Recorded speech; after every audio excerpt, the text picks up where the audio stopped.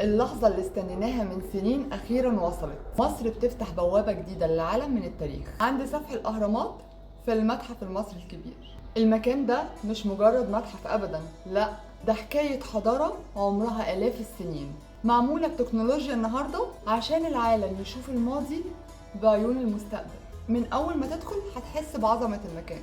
تمثال رمسيس الثاني واقف في المدخل كأنه بيستقبلك بنفسه، حواليه ممرات ضخمة، قاعات على أعلى مستوى، وتصميم يخليك تحس إنك ماشي في معبد من معابد التاريخ. جوه المتحف هتشوف أكتر من 100,000 قطعة أثرية من كنوز مصر القديمة، ومنهم المجموعة كاملة للملك توت عنخ آمون لأول مرة كلها في مكان واحد، غير شاشات العرض الحديثة وتجارب تفاعلية تخليك تعيش اللحظة. ده انت مش بس بتتفرج، لا، ده انت هتحس ان انت جزء من الحضارة دي.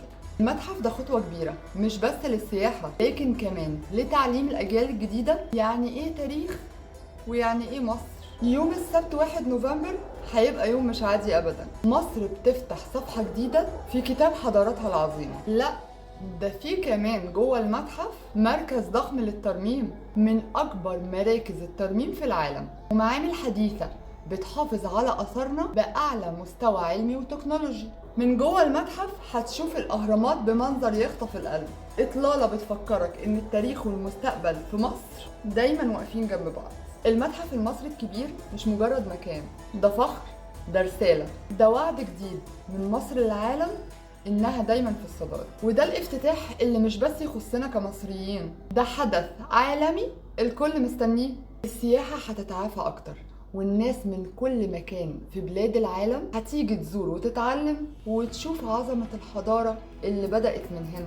المتحف المصري الكبير بوابة جديدة لمصر، بوابة بتقول إحنا أصحاب أقدم حضارة، ولسه لحد النهاردة قادرين نبهر العالم. مصر هتفتح باب جديد للمجد، واحنا كلنا هنقف فخورين ونقول احنا المصريين ولاد التاريخ وصناع المستقبل. وتحيا مصر.